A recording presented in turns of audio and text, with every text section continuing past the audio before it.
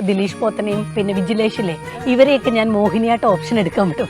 Dileesh Dileesh പോത്തനൊക്കെ മോഹിനിയാട്ടാണ് option എടുത്തത്. മോഹിനിയാട്ടോ? അതെ. എന്റെ മനസ്സിലുള്ള ദിലീഷ് പോത്തൻ എന്ന് പറയുന്ന ഇമേജ്.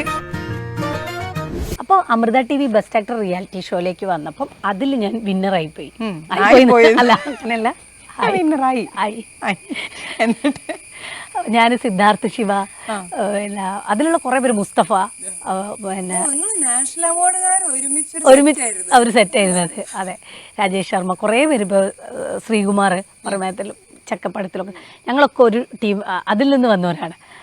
അപ്പം ഞങ്ങൾ അതിലെ 3 പേർക്ക് നാഷണൽ അവാർഡ് ചെയ്തിട്ടുണ്ട്.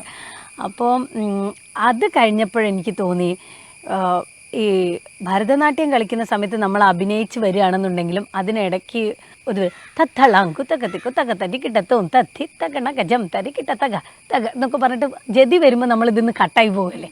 പിന്നെ ശരീരം കൊണ്ടുള്ള അഭ്യാസങ്ങളാണ്, പിന്നെയാണ് വീണ്ടും നമ്മൾ മനസ്സിലേക്ക് ഇങ്ങനെ പോകുന്നത്. അപ്പോൾ ബ്രത്തിൻ്റെ നാടകം പോലെയാണ് എനിക്ക് അതിനെ തോന്നിയിട്ടുള്ളത്.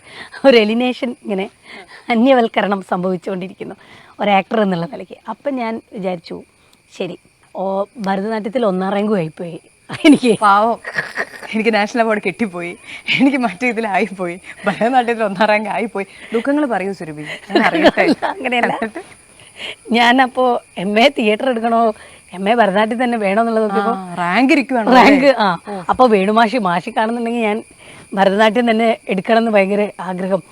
സുരഭി വരില്ലേ എന്നൊക്കെ ചോദിച്ചിരിക്കും. അപ്പം ഞാൻ മാഷി ചിലപ്പോൾ ഒരു മാറ്റം സംഭവിക്കുകയാണ്, ഞാൻ തിയേറ്ററിലേക്ക് പോകും, അതോടുകൂടി ഞാൻ ശത്രുവായി. നീ അതിന് ഞങ്ങളുടെ കൂട്ടിലുള്ളതല്ല, നീ അടുത്ത ഡിപ്പാർട്ട്മെൻറ്റിലാന്ന് പറഞ്ഞിട്ട് എന്നെ ഓടിക്കും.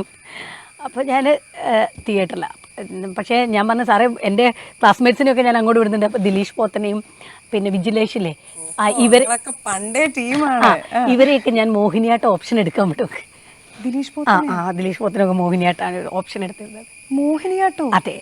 എൻ്റെ മനസ്സിലുള്ള ദിലീഷ് പോത്തൻ എന്ന് പറയുന്ന ഇമേജ് പല രീതിയിൽ മാറിക്കൊണ്ടിരിക്കുകയാണ്. അതെ, മോഹിനിയാട്ട വേഷത്തിലൊക്കെ ഞാൻ മോഹിനിയാട്ട വേഷത്തിലൊക്കെ, പക്ഷെ അവർക്ക് പിന്നെ പ്രാക്ടിക്കലും തിയറിയും ഒക്കെ പഠിക്കാനുണ്ടാവും. അപ്പം ഇവരത് ഭയങ്കര, എന്താണ് മോഹിനിയാട്ടം എടുത്താലുള്ള ഗുണം എന്താ, ഡിപ്പാർട്ട്മെന്റ് നിറയെ പെൺകുട്ടികളാ. ഒരു ലാക്ക് വേറെ ഉണ്ട്. അതെ അതെ. അപ്പോൾ ഇവർക്ക് എന്താണ്, പെൺകുട്ടികളെ നാടകത്തിൽ അഭിനയിക്കാൻ കിട്ടണം. അപ്പം തിയേറ്ററിൽ ആകെ 5-8 ഞങ്ങൾ 2 ബോയ്സ്, ജിത്തു, വിജിലേഷ്, ഒറ്റ സീനിയർ രജീഷ് ഏട്ടൻ, അങ്ങനെ 4 ബോയ്സ് ഉള്ളത്. അപ്പോൾ അവരവിടെ പോയിട്ട് ഇവരൊക്കെ ഇടയിൽ എൻ്റെ ഫൈനൽ പ്രൊഡക്ഷന് നീ നടിയായിട്ട് അഭിനയിക്കുമോ എന്നൊക്കെ ചോദിച്ചിട്ട് അവിടുന്ന് ഡാൻസ് ഡിപ്പാർട്ട്മെൻറ്റിൽ നിന്ന് നടിമാരെ കിട്ടണം ഞങ്ങൾക്ക് അഭിനയിക്കണം എന്നുണ്ടെങ്കിൽ. അത് ഞങ്ങൾ 2 പേര് മാത്രമേ ഉള്ളൂ പഠിക്കാൻ. അപ്പം അങ്ങനെ പിന്നെ ഞാൻ തിയേറ്റർ ഓപ്ഷനായി എടുത്ത് കുറേ നാടകങ്ങളൊക്കെ ചെയ്ത് കഴിഞ്ഞപ്പോഴാണ്